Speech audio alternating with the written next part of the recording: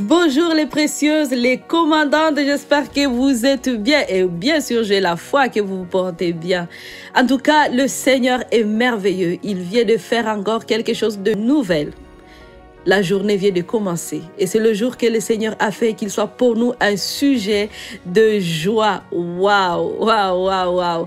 Comme on a commencé hier de parler de ces combats qui se remportent par la louange, on va gagner des combats grâce à la louange. Et justement, on continue aujourd'hui et je sais que vous êtes bien au bon endroit et vous vous apprêtez, c'est le matin, peu importe l'heure laquelle vous vous retrouvez à ce moment, si vous êtes déjà dans votre bureau. Et bien sûr, vous pouvez commencer déjà à louer le Seigneur avec nous.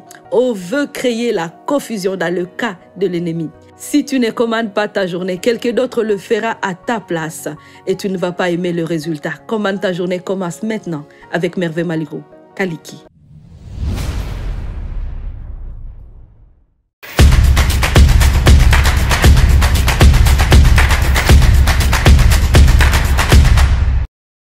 Alors depuis hier, on parle de la louange, des combats qui se gagnent par la louange.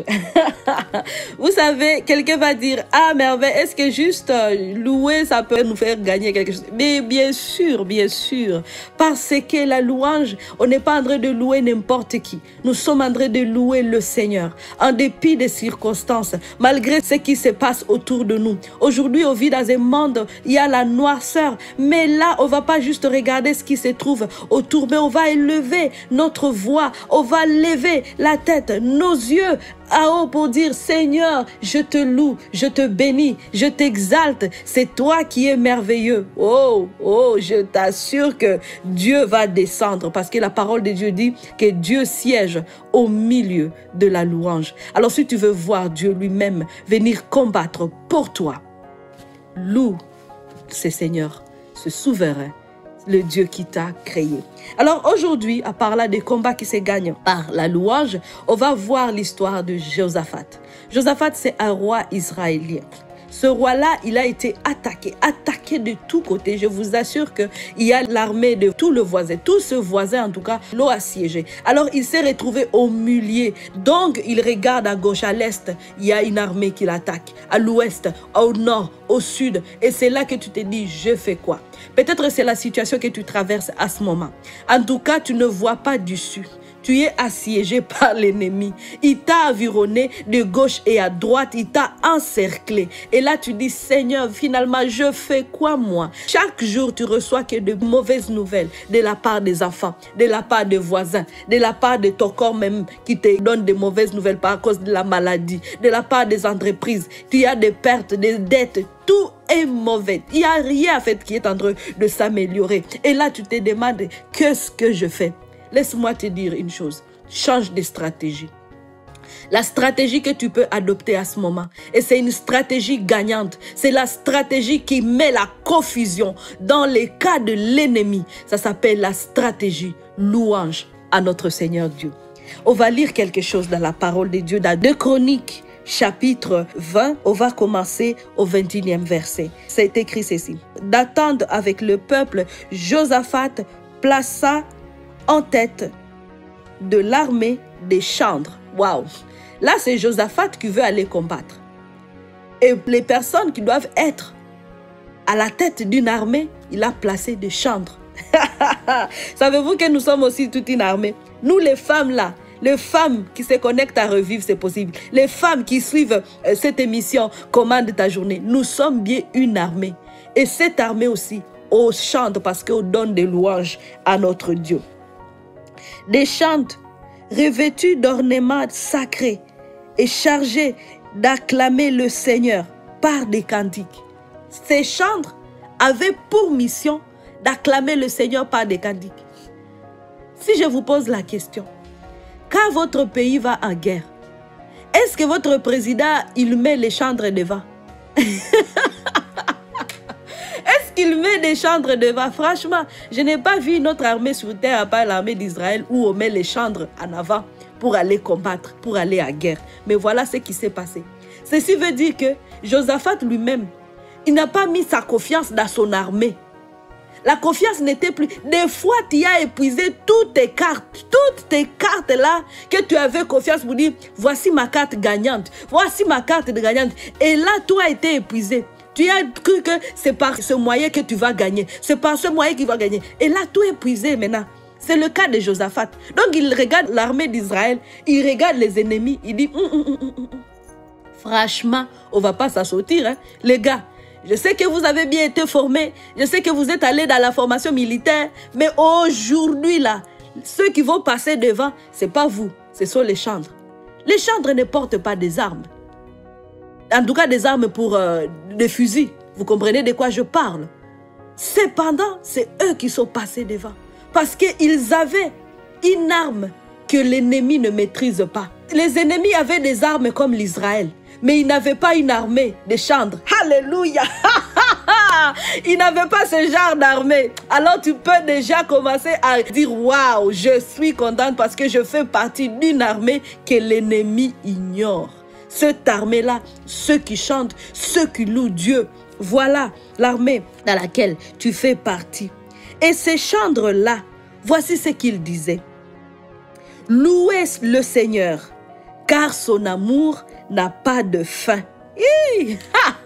C'est le psaume que nous avons lu hier, le psaume 136, qui dit louez le Seigneur, car son amour n'a pas de fin. Voilà les choses que les chantres disaient. Et je t'assure que cela a semé la confusion totale. Parce que lorsque tu te présentes avec une arme que tes ennemis n'ont pas, hey, qu'est-ce qui va se passer? Tu vas nécessairement gagner. Tu vas gagner. Cette bataille-là, tu vas la gagner. Et la personne qui a aidé Israël, c'est Dieu lui-même. Parce que lorsqu'ils ont commencé à louer Dieu, ils ont appelé Dieu.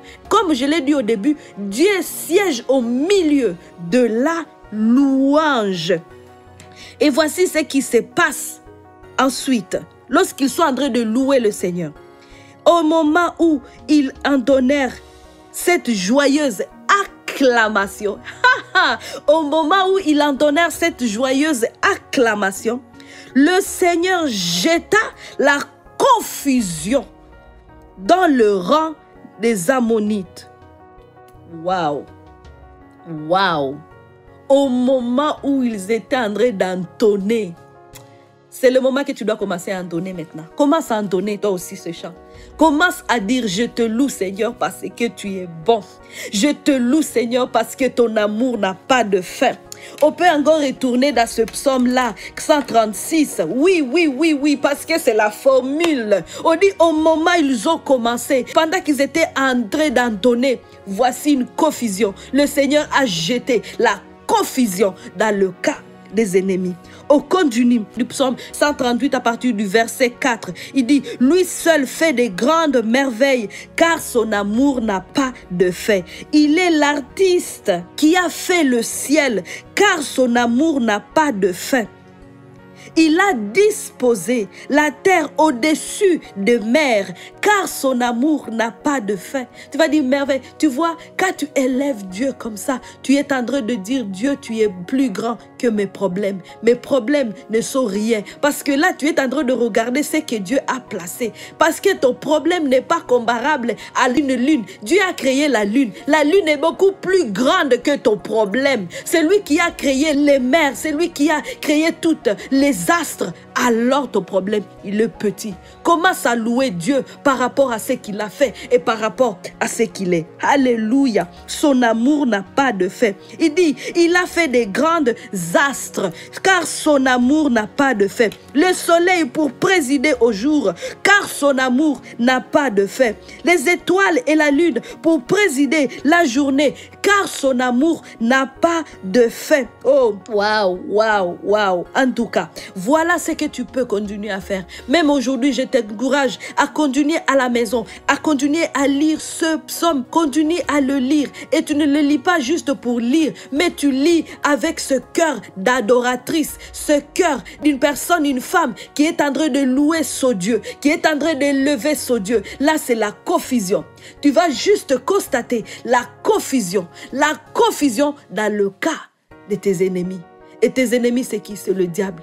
Tout ce qu'il a planifié contre toi va être sans effet, va être anéanti. Tous ces projets vont tomber dans l'eau. Maintenant, tu peux glorifier Dieu parce qu'il fait des choses étonnantes dans ta vie. Tu peux glorifier Dieu parce qu'il fait des choses étonnantes dans ta vie. On se retrouve demain. Demain pour continuer encore cette louange à notre Dieu.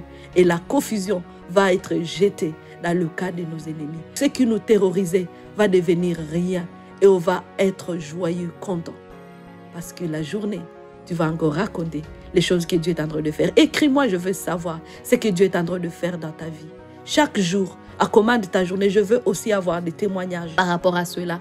Et n'oublie pas de commander ce livre parce que tout ce que je suis en train de vous partager se trouve dans ce livre. Que ta journée soit une journée remplie de toutes les bénédictions. Rappelle-toi que revivre, c'est possible.